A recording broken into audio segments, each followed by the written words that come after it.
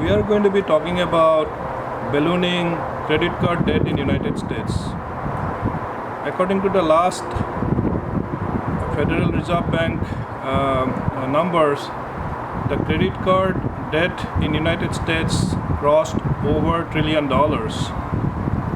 Middle income Americans are having very difficult time meeting their payment obligations from their income, and they are resorting to taking credit card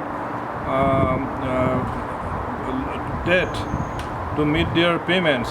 Could be for their regular payments, or like maybe they are doing some kind of home remodeling, or need any kind of money for their payments, so they are resorting to the credit card debt since their income is not going to cover it.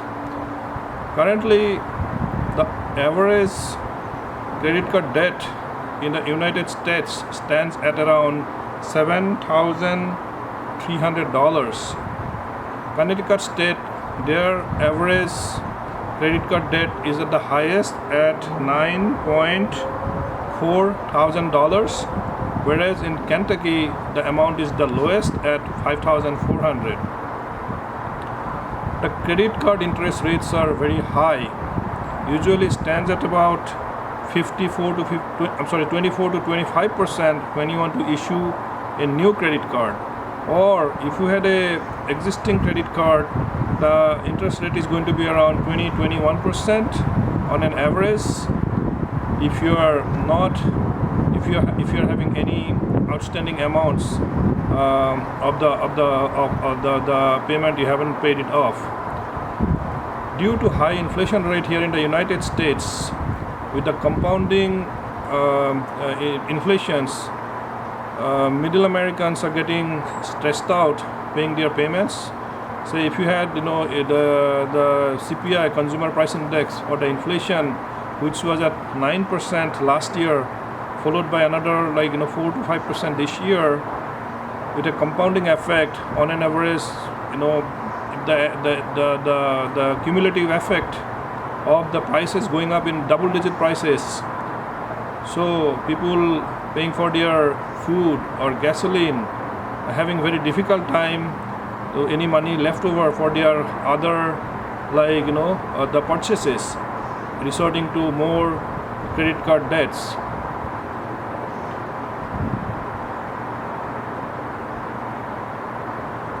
Also, with Federal Reserve raising interest rates for many times, last 8-9 times, with the current Fed fund rates at around 5.5%, the mortgage interests are going up very high at around 7.5%.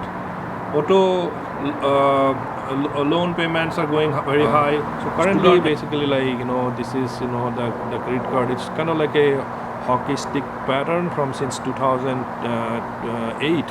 I think the U.S. total the credit card debt was $866 billion in 2008, and going down to $660 billion. So it went down, but since then it has been going up like in a hockey stick pattern, reaching over $1 trillion last quarter. So the consumers have to start having cumulative effect of paying high interest rate to finish off, to cover their payments, to cover their debts. So this is going to have effect if and Federal Reserve has said that they're not going to be cutting interest rate anytime soon. They're going to be raise the interest rate the current level. They might be raising one more time this year, or at the minimum they're going to be holding it for some period of time. Could be 6 months, could be 1 year. So that is going to put more stress on middle income Americans, because their the interest amount on those amounts, and if people are not able to pay off their debts, credit card debts, their interest amount is going to be becoming higher and higher, and the consumers will have challenges making the payments regularly. Currently 61% of United States credit card issuer, people who have credit cards, 61% of the people, they haven't fully paid their amounts. That amount has gone up from last year, I think at around like 56%. Currently, the latest number is at 61%, meaning more number of people are not able to pay off their the minimum requirements, payment requirements. Around 2.8% of their people, they have been delinquent, meaning they are not able to make payments for over 90 days. So people are definitely having more and more challenges. So at this